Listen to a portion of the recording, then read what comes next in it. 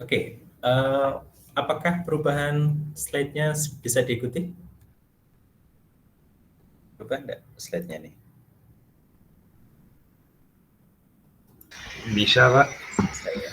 Oke ya, kita mulai.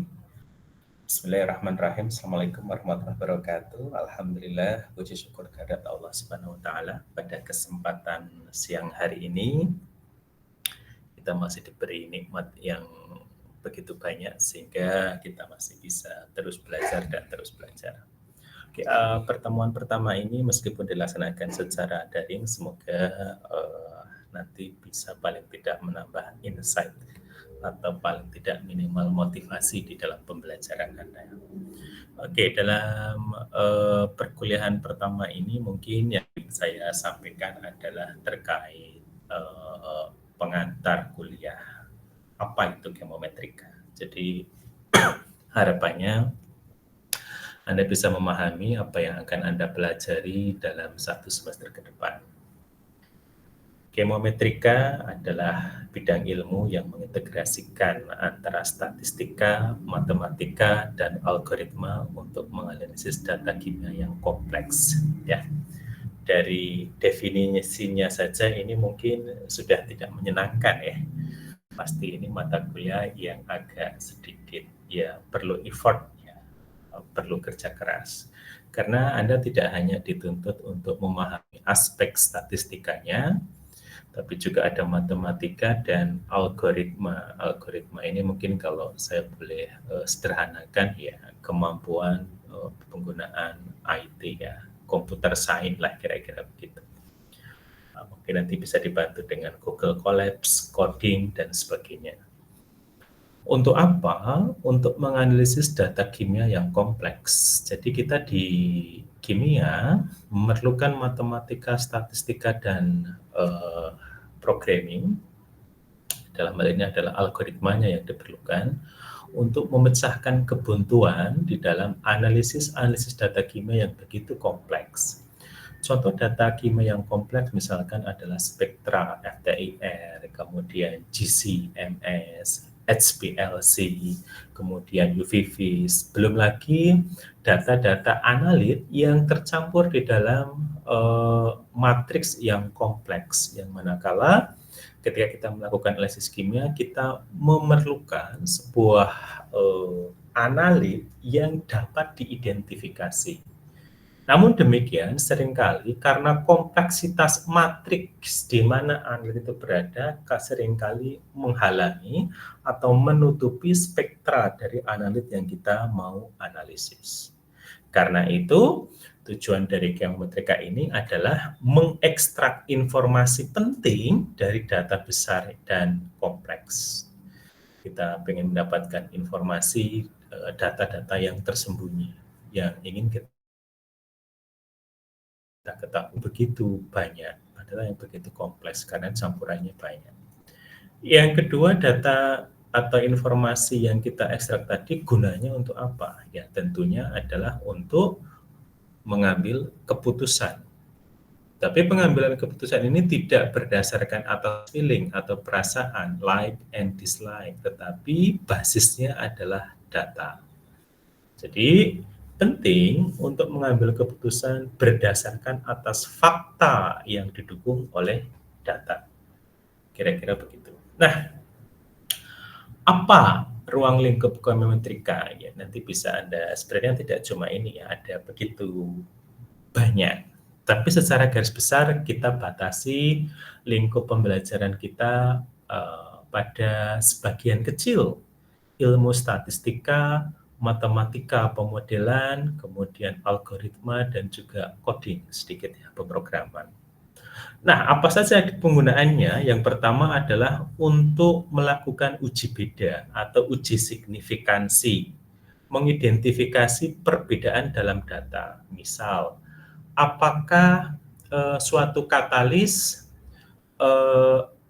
misalkan katalis hidrorengka, dapat menghasilkan produk, misalkan minyak bumi, pengolahan minyak bumi, misalkan aftur, bensin, dan sebagainya, itu menghasilkan produk hidrorengkah yang berbeda antara katalis 1 dengan katalis 2. Misalkan Anda mengembangkan katalis Anda sendiri yang harapannya nanti bisa digunakan untuk proses hidrorengkah dibandingkan terhadap katalis yang selama ini masih impor begitu. Kita melakukan uji performance atau uji kinerja, apakah katalis Anda minimal sama atau berbeda. Berbeda dalam ini harapannya adalah lebih baik. Tapi bisa juga kalau kata berbeda itu bisa jadi lebih baik atau lebih buruk gitu maksudnya. Tapi intinya berbeda. Nah, kita bisa menggunakan uji signifikansi atau uji beda ini untuk mengevaluasi kinerja katalis yang Anda buat. Misalkan dibandingkan dengan katalis standar yang sering digunakan. Kemudian yang kedua, kita bisa menggunakan chemometrika untuk pemodelan dan validasi. Dalam hal ini adalah membangun dan menguji model matematika. Yang paling sederhana contohnya misalkan, kalau Anda pernah praktikum kimia instrumen, Anda pernah membuat kalau model matematisnya ya persamaan kurva kalibrasi. Nah, itu contoh model matematis. Nah, tapi tidak hanya sampai di situ di dalam chemometrika, tetapi melakukan validasi. Apakah metode kurva kalibrasi yang kita gunakan tadi itu valid sebagai sebuah media pengukuran atau metode pengukurannya? Apa kriteria valid? 1, apakah dia akurat? 2, apakah dia presisi? 3, apakah dia punya limit deteksi? 4, apakah dia punya limit kuantisasi? Minimal itu ya. Yang kelima biasanya kalau dikehendaki untuk model yang sederhana, apakah ada hubungan yang linier antara variabel bebas, misalkan konsentrasi, dengan respon alat sebagai Y. Yang ketiga, chemometrika biasanya digunakan untuk mereduksi data. Sebentar, saya pakai ini aja. Nah, digunakan untuk mereduksi dimensi data. Contoh, nanti suatu saat kalau Anda pernah melakukan analisis FTIR atau UV-Vis atau yang lainnya, atau mungkin GC atau LC, liquid chromatografi atau gas chromatografi atau yang lainnya, yang mana data spektranya itu sangat banyak. Bayangkan dari misalkan bilangan gelombang 650 sampai 4000 itu dicacah ada 7.192 data per sampelnya. Kalau Anda punya 5, 10, 15 sampel, berarti 5 kali 7.129. Dari 7.209 itu, 7.129 itu, manakah bilangan gelombang yang memiliki korelasi kuat atau berpengaruh terhadap karakteristik dari sampel atau alit yang kita harapkan.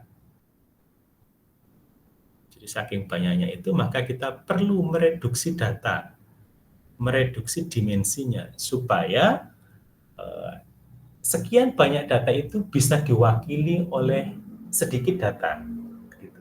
Tapi kita jangan sampai kehilangan karakter dari data itu sendiri. Jadi dari 7.129 kita ingin 4 data saja yang mewakili keseluruhan. Nah, itu yang dimaksud dengan reduksi dimensi data. Menyederhanakan data dengan namanya Principal Component Analysis atau PCA. Jadi kita nanti akan belajar tentang PCA, bagaimana menyederhanakan data yang begitu banyak menjadi beberapa data saja, tapi itu mewakili keseluruhan data. Oke, yang keempat, saya mulai dari yang sebelah kanan. Chemometrika juga belajar tentang optimasi dan pengambilan keputusan. Untuk apa? Untuk mendapatkan wawasan guna meningkatkan proses. Contoh yang saya sampaikan tadi. apakah suatu katalis yang diberi perlakuan X1, X2, X3 itu dapat meningkatkan performanya atau tidak, gitu ya, seringkali. Atau kalau mungkin penelitiannya Pak Endarucci biasanya adalah mengkaji pengaruh film terhadap masa simpan buah misalkan. Jadi nanti edible film yang dibuat oleh Pak Endar akan diujikan dengan menggunakan kontrol dan juga set data perlakuan.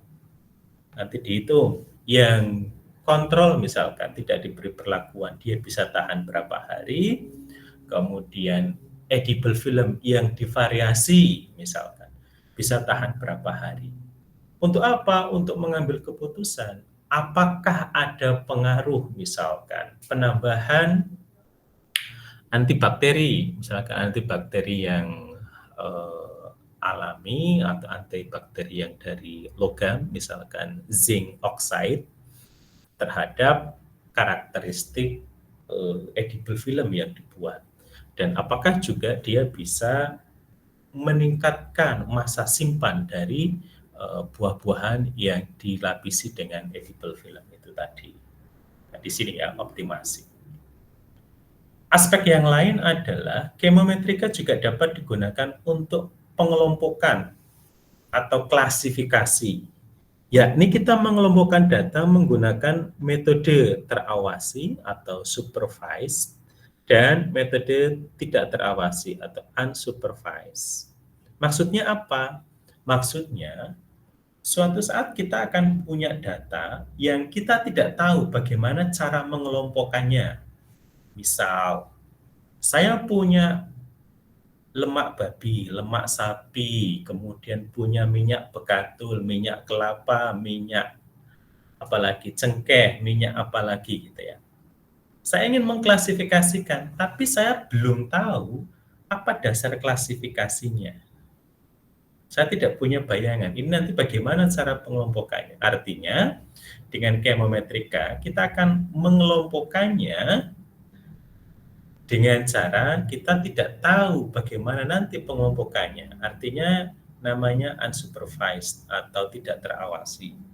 Chemometrika akan mengelompokkan itu sesuai dengan sifat fisik kimia dari data input yang diberikan. Misal, dengan FTIR. FTIR itu yang digunakan adalah data absorbansi pada berbagai bilangan gelombang.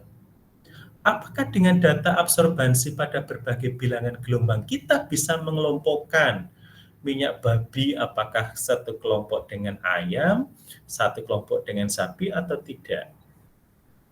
Karena kita tidak punya pengetahuan awalnya, maka disebut sebagai metode pengelompokan tidak terawasi. Tapi di sisi kasus yang lain misalkan, saya sudah mempunyai model nih. Saya punya misalkan salak Pondok Jogja, salak Medan, salak Bali, salak yang lainnya. Tiba-tiba ada sebuah produk yang ingin saya uji. Namanya jus salak X yang saya tidak ketahui. Jus salak X ini apakah masuk salak Bali, salak Pondok Jogja, atau salak Medan? Dalam kasus ini berarti saya sudah punya pengetahuan awal. Saya ingin mengelompokkannya menjadi apakah dia salak Bali, salak Jogja, atau salak Medan. Itu yang dimaksud dengan pengelompokan yang terawasi. Saya sudah punya mindset sebelumnya. Nah, nanti kita tinggal uji, misalkan dengan FTIR, si jus salak ini akan dekat ke salak Pondok Jogja kah, salak Bali kah, atau salak Medan. Itu yang disebut dengan klasifikasi dengan metode supervised atau metode terawasi. Di chemometrika sangat membantu kita baik dalam posisi kita sudah punya basis data pengelompokan maupun pengelompokan yang silahkan apa adanya berdasarkan karakteristik data.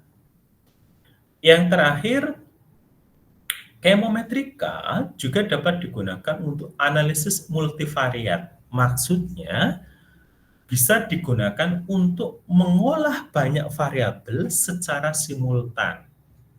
Anda masih ingat ya, kalau Anda kemarin melakukan analisis kadar atau konsentrasi menggunakan alat spektrofotometer UV vis, menggunakan metode kurva kalibrasi,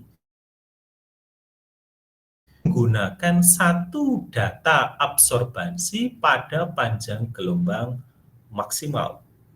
Absorbansinya maksimal ya, absorbansinya paling tinggi. Tapi dengan chemometrika, Anda bisa menggunakan banyak data panjang gelombang.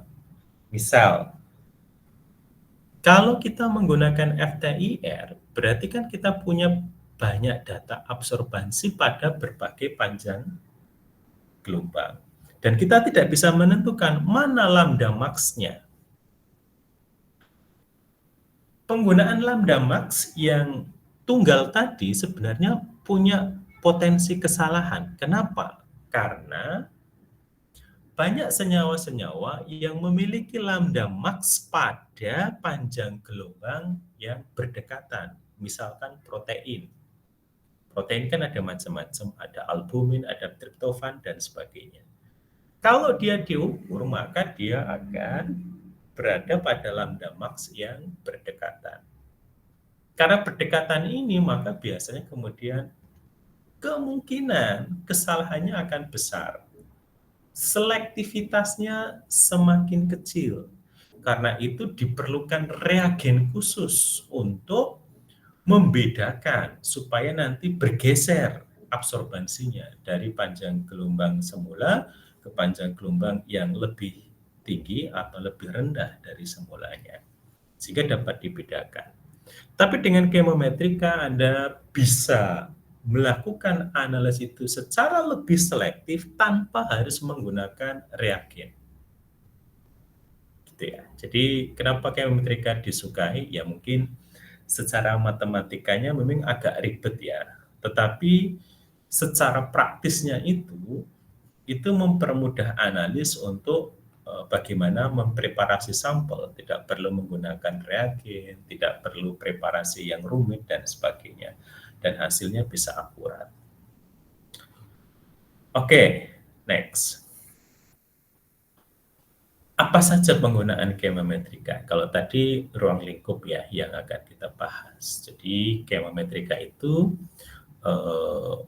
bisa digunakan di dalam riset industri maupun riset akademis ya di kampus-kampus. Tadi sudah saya sampaikan ada analisis principal component analysis atau PCA yang digunakan untuk mereduksi dimensi data dan memvisualisasikan secara ringkas data yang besar. Kemudian tadi dipakai untuk analisis multivariat, ya ini teknik untuk mengidentifikasi pola dalam data spektrum. Jadi kita bisa mengenali, oh ini ada senyawa kurkumin hanya dengan melihat pola data dari serapan absorbansi kurkumin misalkan dari rentang bilangan gelombang 650 sampai dengan 4000. Rentangnya panjang. Kenapa panjang? Supaya saling mengidentifikasi. Kalau kita pakai FTIR tanpa chemometrika, kita akan seringkali terjebak. Anda hanya akan tahu misalkan, serapan karbonil itu pada 1600. Hampir semua senyawa yang punya karbonil akan punya serapan pada bilangan gelombang itu. Maka kita tidak bisa menentukan siapa sebenarnya pada 1600 tadi. Tapi kalau kita perpanjang perspektif datanya dari 650 ke 4000, nanti akan muncul perbedaan-perbedaan. Contoh yang paling sederhana, bisakah kita membedakan etanol dengan metanol, begitu ya? Sama punya gugus OH, yang itu pasti akan keluar di rentang sekitar 3400. Tapi etanol dia punya gugus CH2CH3. Sementara metanol cuma punya gugus CH3. Kemunculannya itu akan berbeda. Tapi ketika keduanya bercampur, apakah kita masih bisa mengidentifikasi keduanya? Bisa, dengan cara multivariate curve resolution. Jadi, yang ketiga ini digunakan spektra dari campuran, larutan campuran, senyawa campuran, menjadi spektra individu-individunya. Jadi, dari banyak kumpulan orang dalam satu lapangan, begitu maksudnya, si MCR itu bisa mengidentifikasi nama orang per orang, begitu. Dari sekian banyak campuran dan kerumunan. Oke, yang terakhir tadi ya, sudah saya jelaskan, pengambilan keputusan, ini untuk mendukung keputusan dalam kontrol kualitas. Ini biasanya Anda yang bekerja di quality control akan banyak berkesinambungan atau bersinggungan dengan aspek yang tadi yang clustering sudah saya sampaikan. Untuk melakukan segmentasi data, klarifikasi produk atau sampel. Oke, saya ambil ya, misalkan contohnya. Studi kasus yang pertama, tadi saya sampaikan, terkait dengan analisis PCA atau Principal Component Analysis. Kita lihat, misalkan ini adalah contoh spektra dari siapa ini? Susu ya, misalkan. Ini susu. Spektra susu ini kalau saya bandingkan dengan air, itu sama persis begini. Air juga akan begini. Jadi pertanyaannya, bisa enggak kita membedakan bahwa ini susu atau air? Atau dalam kasusnya adalah pemalsuan, kalau Anda masih ingat ya, yang punya perusahaan susu itu kan seringkali menambahkan air supaya meningkatkan volume. Sehingga nanti kalau dijual dapat untung. Tetapi kita bisa mendeteksi keberadaan air di dalam susu itu hanya dengan melakukan analisis spektra begini. Memang kalau dilihat sekilas kita tidak bisa membedakan. Tapi chemometry bisa memecahkan atau menemukan bahwa di situ ada kandungan air tambahannya atau tidak. Oke, tapi saya akan kembali dulu ke analisis Principal Component Analysis. Anda hitung kira-kira setiap garis dari ini 600 atau 500 sampai 4000 ini adalah data dari titik-titik yang dihubungkan. Jadi ini adalah titik-titik. Kalau kita hitung data titik-titik ini, jumlahnya adalah 7.192 data bilangan gelombang. Bayangkan, jadi kalau Anda bikin tabel, kolomnya ke sana itu ada 7.192 kolom. Meskipun sampelnya sedikit ya, misalkan ini hanya 5 sampel, misalkan UHT1, UHT2, UHT3, sampai UHT5. Tapi kolomnya semakin banyak. Padahal spektranya cuma begini ya. Tapi setiap garis ini itu dihubungkan oleh titik-titik yang tadi yang dibaca sebagai absorbasi.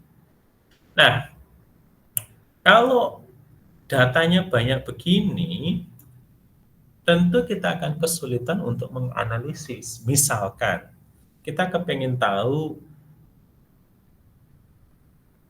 satu, kalau ini susu berarti kita kepengen tahu kadar proteinnya misalkan. Yang kedua kadar airnya, yang ketiga kadar garam misalkan, yang keempat kadar lemak misalkan. Tapi datanya cuma begini, ya, sulit begitu kan ya. Maka dari data yang begitu banyak, kita menggunakan PCA untuk mereduksi dari ini, kalau matrik saya sebut ini matrik ya, matrik data, 5 kali 7.192. Akan saya ubah menjadi data matrik 5 kali 4. Bayangkan, dari 7.100 itu direduksi menjadi 4 data saja. Ini adalah perlu effort ya kalau dilakukan secara manual. Karena itu kita tadi saya sampaikan, chemometry itu gabungan antara statistika, matematika, dan computer science, algoritma ya untuk menyelesaikan data kimia yang kompleks. Ini maksudnya. dari 7.192, setiap sampel ini tidak kehilangan karakternya dan diringkas menjadi 4 data saja. Itu yang dimaksud dengan analisis PCA ya. Oke, studi kasus yang selanjutnya.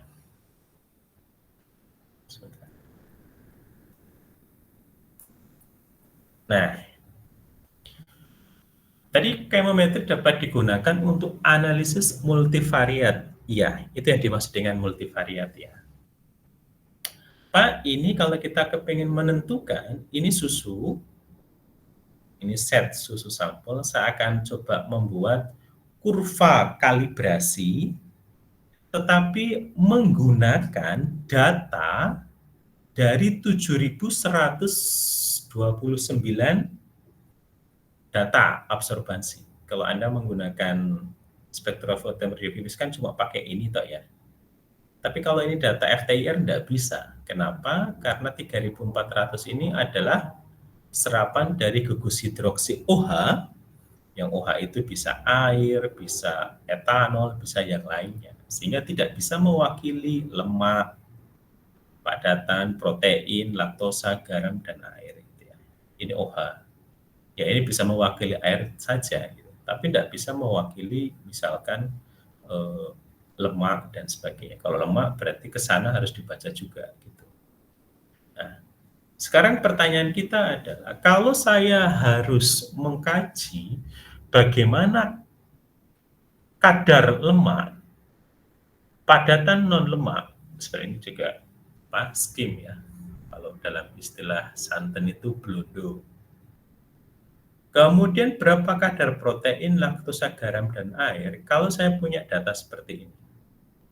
Yang atas adalah data sampel, yang bawah adalah data, tanda kutip ya, kayak semacam larutan standar gitu ya. Saya bikin larutan standar.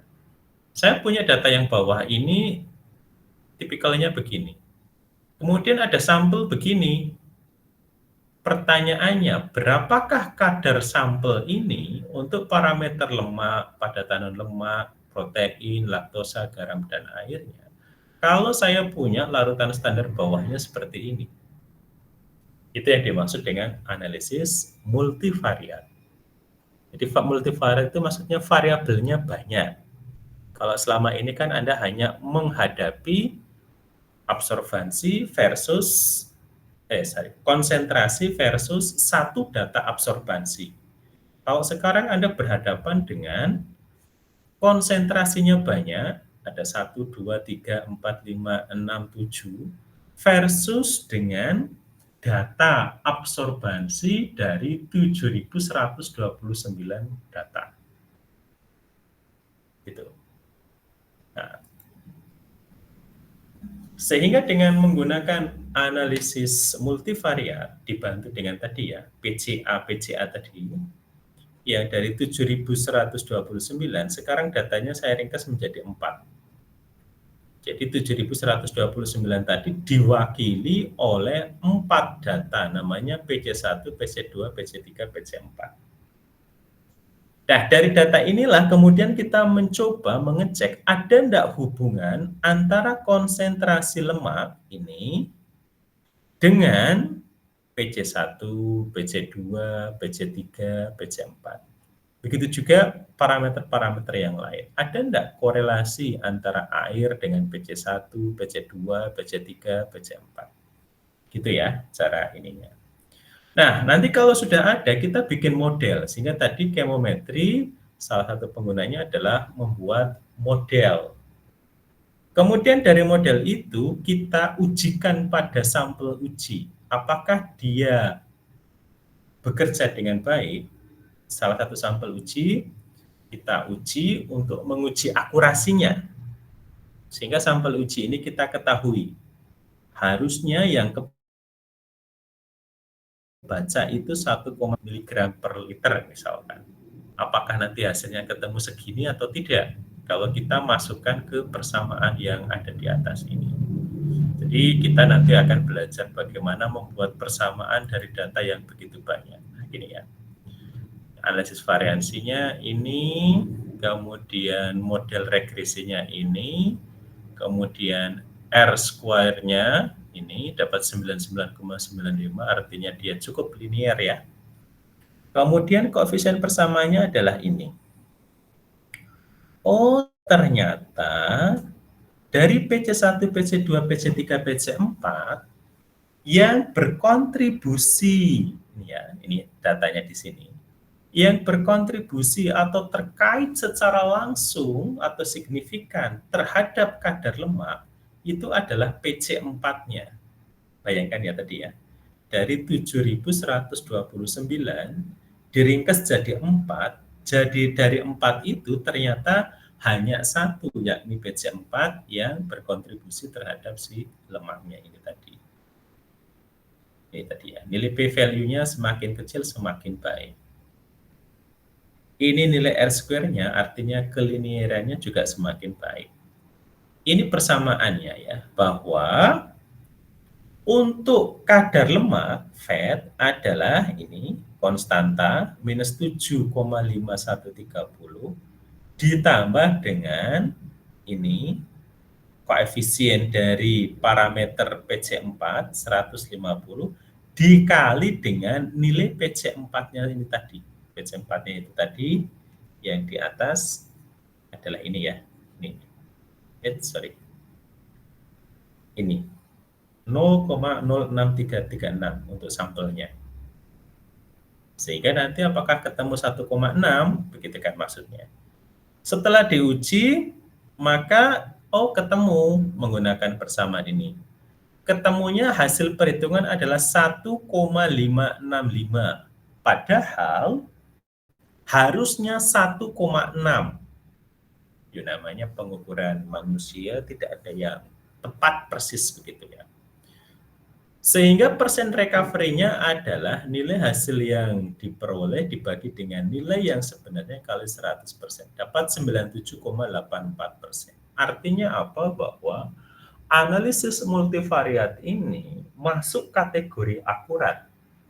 Karena pada rentang antara 90 sampai 110%. Itu yang dimaksud dengan tadi ya, analisis multivariat.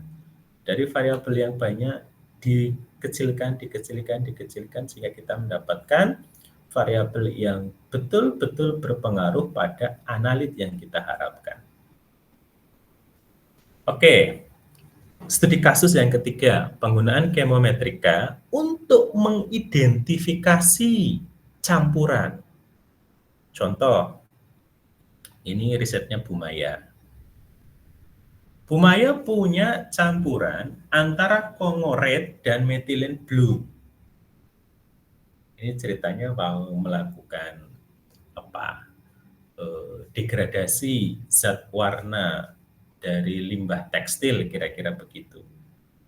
Nah, tapi kan kalau kita akan melakukan treatment terhadap limbah tekstil, kita tidak bisa mengidentifikasi individu-individu polutan di situ ya, karena pasti zat warnanya itu nanti setelah penggunaan pasti akan bercampur jadi satu.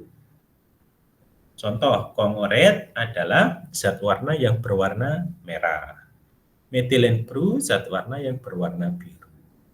Ketika dipakai untuk bikin batik, bikin tekstil, pasti limbahnya nanti akan bercampur. Kemudian kita akan melakukan riset penggunaan katalis bla bla bla bla untuk fotodegradasi limbah tekstil yang mengandung Congo Red dan methylene blue. Gimana Anda bisa melakukan ini?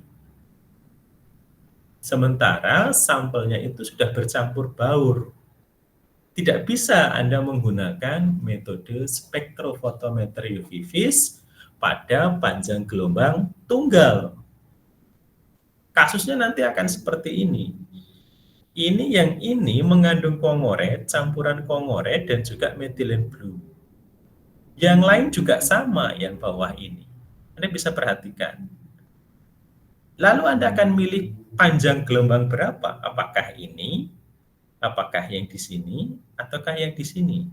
Tidak bisa. Maka yang akan kita lakukan pertama misalkan adalah kalau dalam analisis, lingkungan kita akan mengidentifikasi apakah benar di dalam campuran ini ada metilen blue, ada kongoret. Ceritanya begitu. Kalau benar ada metilen blue sama kongoret di dalam campuran ini, maka hasil dekomposisi spektranya menggunakan kemometrikanya itu harusnya sama dengan spektra dari larutan komponen murninya yang bawah ini. Jadi yang merah ini adalah metilen blue ya. Ini saya salah mewarnai. Yang biru ini adalah metilen kongoret.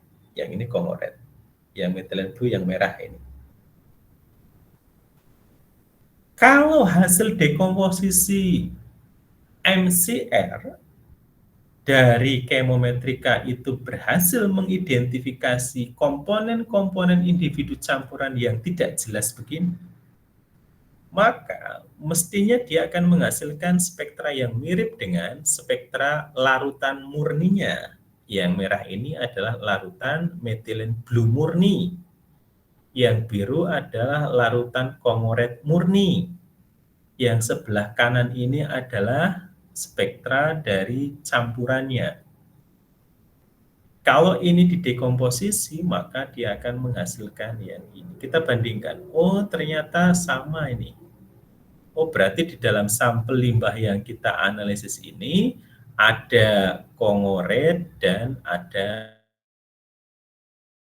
metilen blue. Tidak. Sementara untuk sampel ini tidak. Artinya bahwa kemometrika telah berhasil mendekomposisi spektra campuran menjadi spektra komponen individu-individunya. Sehingga nanti kita tinggal cek, betulkah ini si kongoret? Misalkan, oh iya betul, ini ada kongoret yang bentuknya hampir sama ya, atau mirip.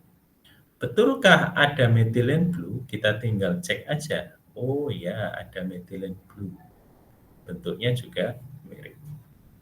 Nah, nanti Anda akan belajar tentang bagaimana mendekomposisi spektra campuran menjadi spektra komponen murninya. Biasanya ini sering dipakai untuk analisis kualitatif. Misalkan pada industri cat, kemudian industri farmasi, dan sebagainya. Apakah ada kandungan misalkan obat sakit kepala itu di dalam tablet obat X misalkan gitu. Anda tidak perlu menggunakan reagen khusus gitu ya. Tapi dengan mengenali spektranya kita bisa mengatakan bahwa oh betul di sini ada misalkan kandungan analit X. Kalau dalam kasus ini kita bisa mengatakan bahwa oh betul di dalam limbah ini ada metilen blue, ada kongoret dan sebagainya. Buktinya apa? Spektranya itu identik dengan larutan murni. Oke, next studi kasus yang keempat, clustering yang saya sampaikan tadi.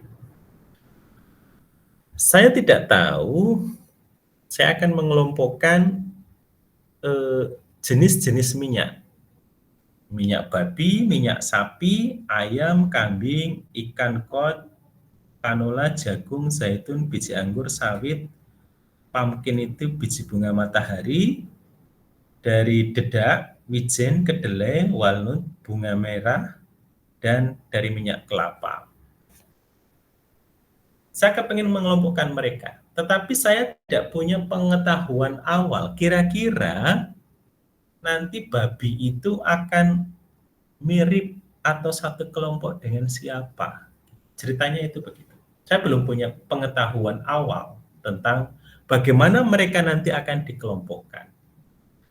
Kemometri bisa mengelompokkan mereka berdasarkan atas data serapan bilangan gelombang, ini FTIR ya, data FTIR. absorbansinya. Kenapa? Ceritanya begini, FTIR itu kan akan mengidentifikasi keberadaan gugus-gugus yang dia peka terhadap radiasi inframerah. Jadi kalau ada gugus fungsi, nanti dia akan ada yang stretching, ada yang bending, ada yang masih ingat pelajarannya Bu Susi ya, atau Bu siapa? Bu Esti ya. Elusidasi struktur senyawa organik. Nah, gitu. Nah, artinya kalau data ini digunakan, berarti kan nanti secara otomatis kelompok-kelompok minyak yang saya tidak tahu bagaimana cara mengelompokkannya itu, atau dasar pengelompokannya itu, akan dapat terkelompokkan secara otomatis berdasarkan sifat fisik kimianya.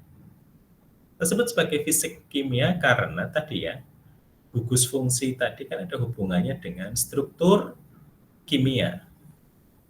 Jadi mereka-mereka yang memiliki kemiripan kedekatan, ya pasti akan dalam satu kelompok. Nah, ini kan sulit untuk kemudian kita mengelompokkan. Ini dasarnya ngelompokinya gimana ya? Gitu. Ceritanya gitu. Nah, dengan menggunakan chemometrika, kita bisa mengklaster mereka berdasarkan data serapan absorbansi pada berbagai bilangan gelombang. Nah, masing-masing dari ini menunjukkan kedekatan. Misalkan yang ini, biji anggur, jagung, dan minyak kanola. Jagung dengan kanola itu mirip. Kalau mau disubkan kelompok lagi, maka jagung, kanola, dan biji anggur. Kalau mau bikin kelompok yang lebih besar lagi, ini satu kelompok dengan ikan kod. Tapi kedekatan antara jagung dengan babi itu jauh sekali ya. Jauh ini. Sapi dengan babi juga jauh. Kambing dengan kambing dengan babi juga jauh. Ternyata misalkan, ini hanya ilustrasi ya, datanya fiktif maksudnya, saya hanya input data asal, gitu. Bukan data yang sebenarnya, hanya untuk menghasilkan contoh data clustering. Misal, ini hanya data misal. Oh ternyata ayam dengan babi, sifat minyaknya itu mirip. Jadi kalau kita mau tanda kutip melakukan adulterasi atau pemalsuan gitu ya, minyak babi itu lebih mudah digunakan untuk memalsukan misalkan kaldu ayam, nah, seperti yang jualan mie ayam, bla bla bla dan sebagainya gitu ya. Itu akan lebih mudah ke ayam daripada ke sapi atau ke kambing.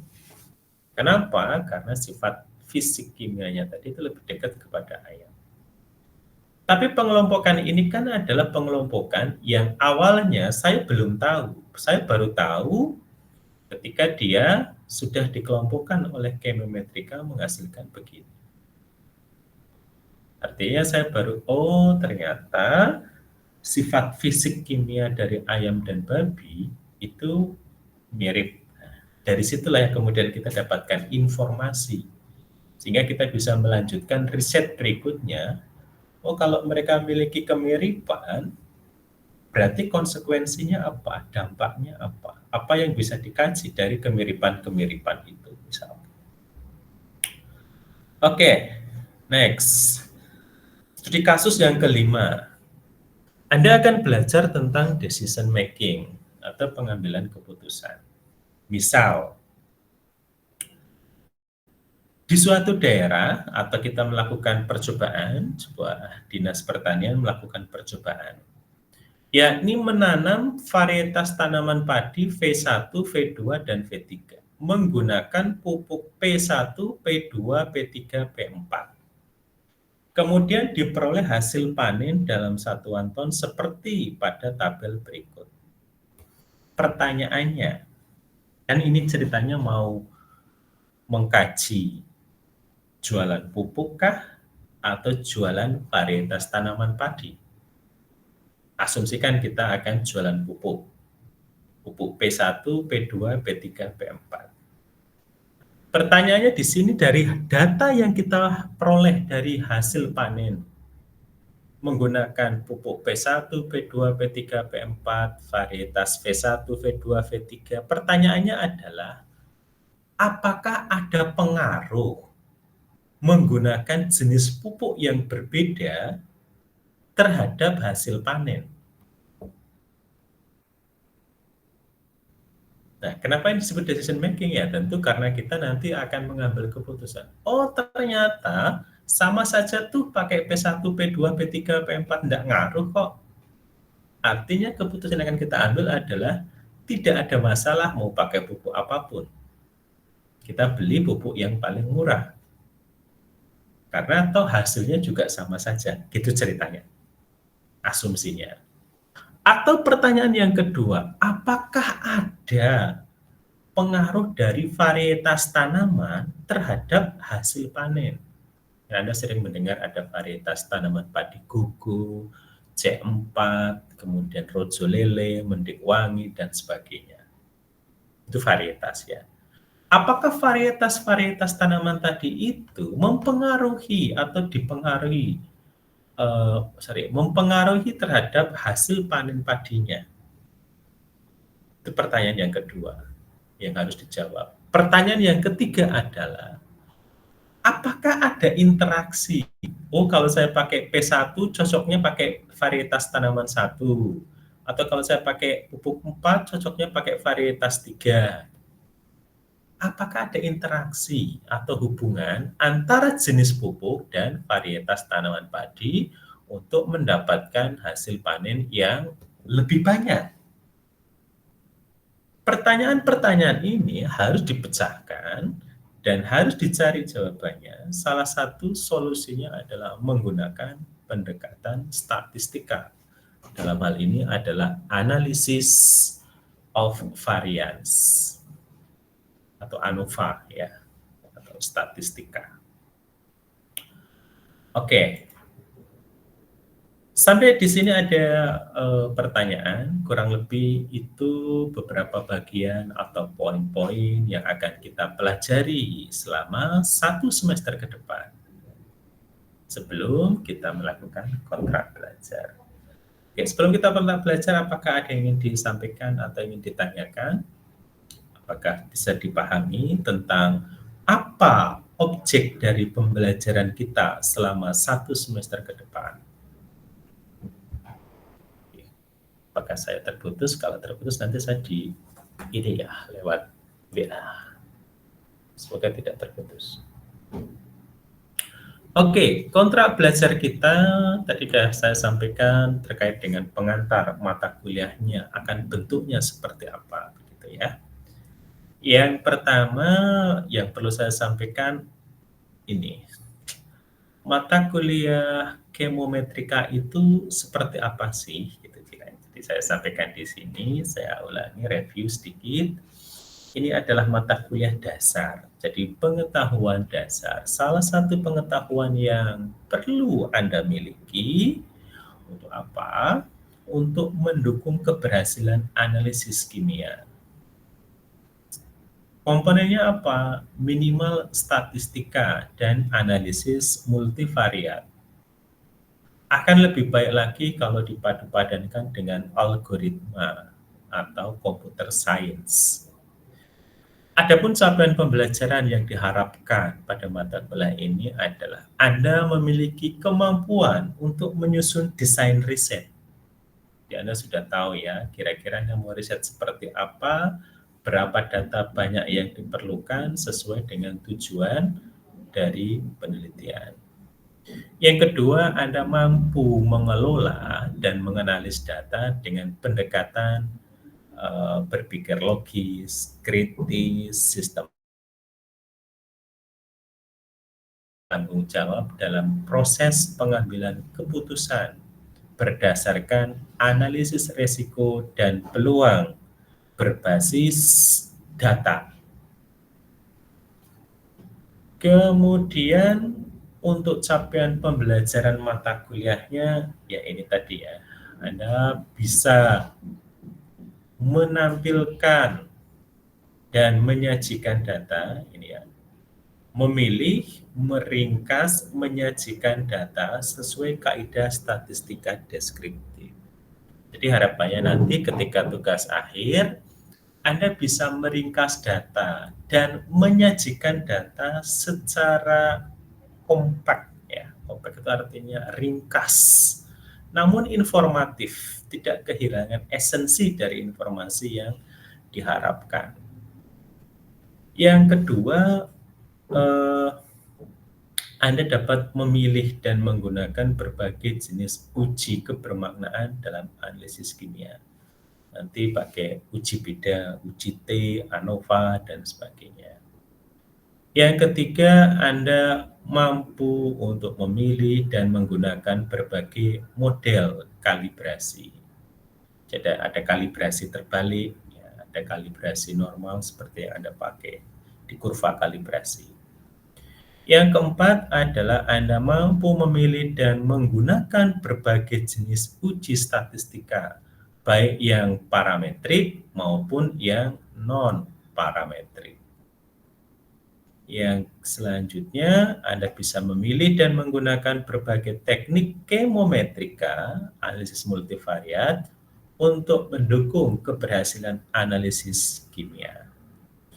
Yang selanjutnya, Anda bisa menggunakan teknik kemometrika tadi untuk mendukung keberhasilan analisis kimia dengan dukungan perangkat lunak yang memadai. Ya minimal Excel. Tapi saran saya kalau Anda mau, Anda bisa menginstal MATLAB, Minitab, atau Unscrambler. Tapi kalau Unscrambler itu sementara masih berfungsi pada Windows 10. Kalau Windows 11 dia trouble. Jadi kalau laptop Anda spesifikasinya terlalu tinggi, ya sementara belum bisa pakai Unscrambler. Tapi Unscrambler itu sangat baik untuk analisis teknik kemometrika. Nanti di ruang pojok lab penelitian ada aplikasi Unscrambler-nya, Anda bisa gunakan di situ. Tapi kalau Anda misalkan mau dan berkenan, Anda bisa menginstal Anaconda menggunakan Python. Anda bisa dengan sendirinya membuat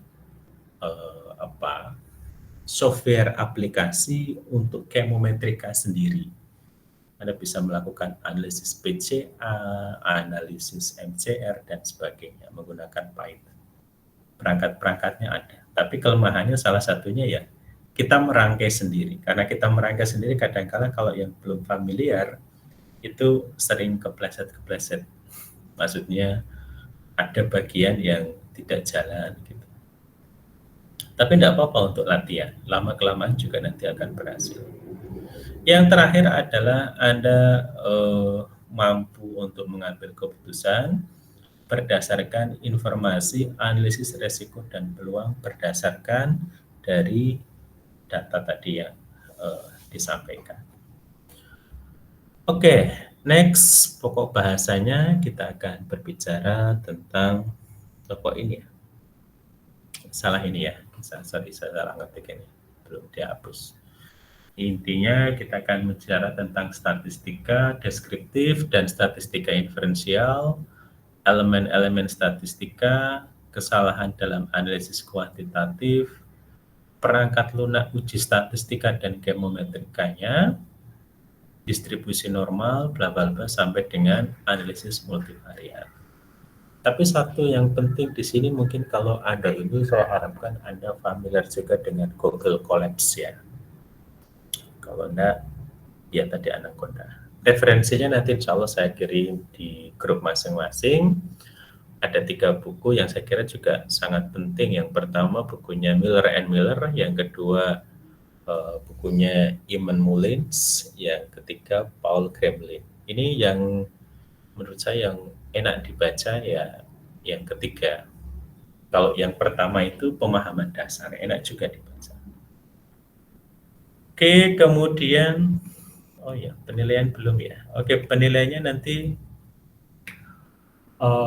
mungkin kita tidak langsung UAS, UTS begitu ya. Kita nanti based on ini aja, based on penugasan. Jadi tugas-tugas itu sekaligus sebagai ujian untuk kompetensi 1, 2, 3, dan 4. Jadi kalau tadi misalkan mampu meringkas dan menyajikan data, ya tugasnya akan di situ. Sekaligus untuk penilaian kompetensi meringkas dan menyajikan data. Oke, ada pertanyaan? Saya masih ini dan habis ini ya.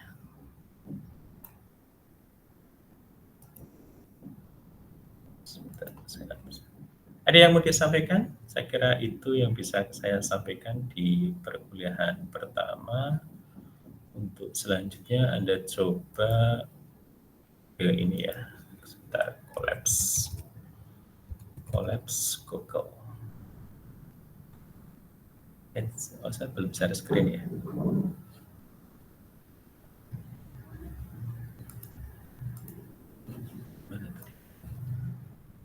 Saya terputus dari. Sama yang tersambung? Halo, apakah saya terputus? Masih tidak mendengar. Oh, masih ya. Oke, sebentar. Saya yang terakhir saja.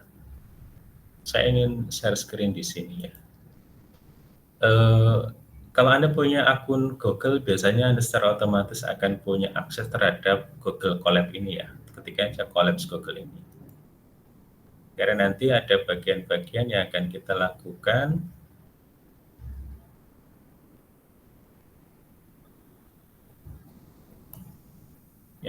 lakukan untuk menuliskan skrip belajar membuat ini ya, coding berarti. Ini kenapa lama sekali?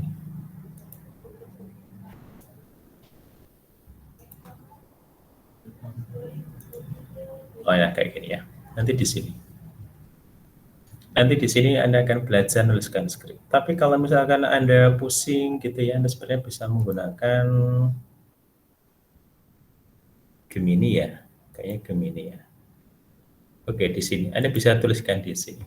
Anda tuliskan buatkan skrip tentang analisis multivariat atau analisis multi-curve resolution dan sebagainya. Nanti Anda tinggal klik, nanti akan dibuatkan skripnya. Maksudnya untuk bikin skrip ini tidak terlalu susah ya. Tidak terlalu susah. Belajar skrip.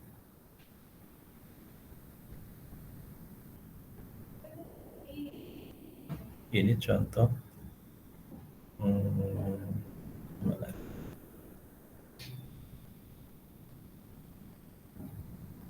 Di skrip. Nah, misalkan ini. Saya buka salah satu.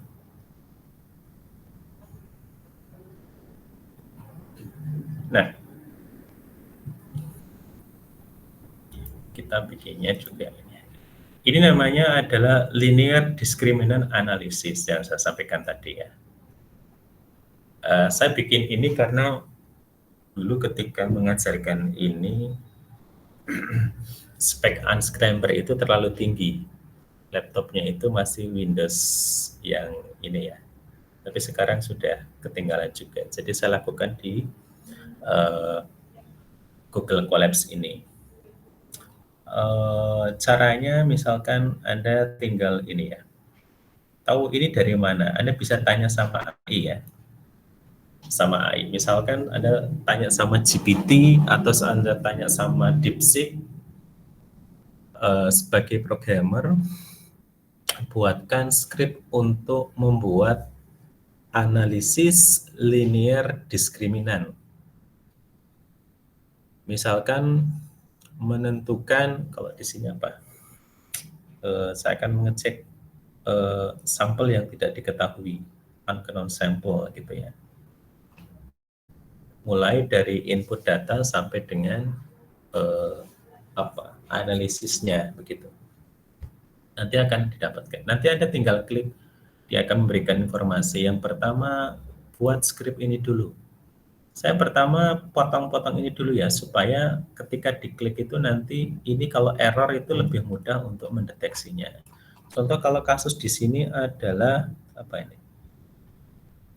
Menampilkan nilai koefisien slope, menampilkan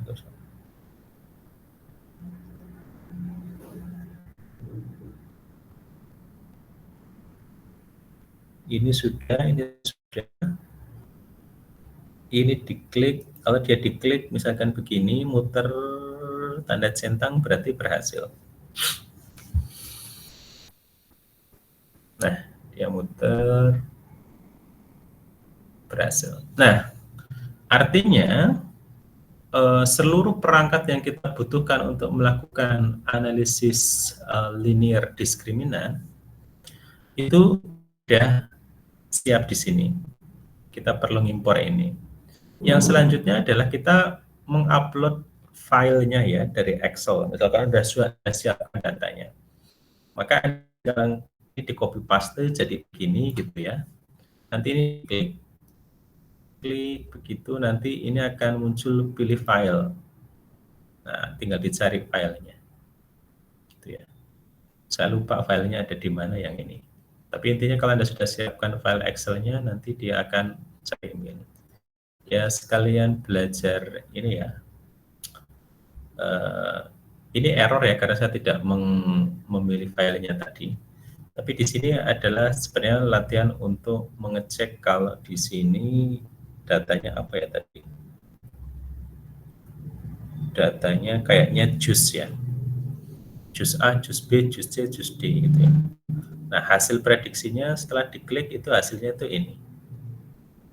Tepatnya adalah bahwa data yang saya masukkan tadi di Excel tadi, si collapse ini atau linear discriminant analysis ini memprediksi bahwa jus yang tidak diketahui itu adalah jus yang masuk kelompok B.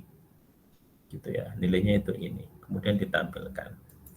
Besok kita belajar yang kayak begini maksudnya. Oke, saya kira itu saja. Ada pertanyaan? Tidak? Kalau tidak, saya cukupkan sekian. Terima kasih. Wassalamualaikum warahmatullahi wabarakatuh. Yang kelas B gabung di sini ya. Berarti kelas B nanti tidak ada kuliah ya? Ada tidak kelas B di sini? Tidak ada, Pak. Gabung, Tidak Pak. ada. Oh, tidak gabung. Oke, terima kasih.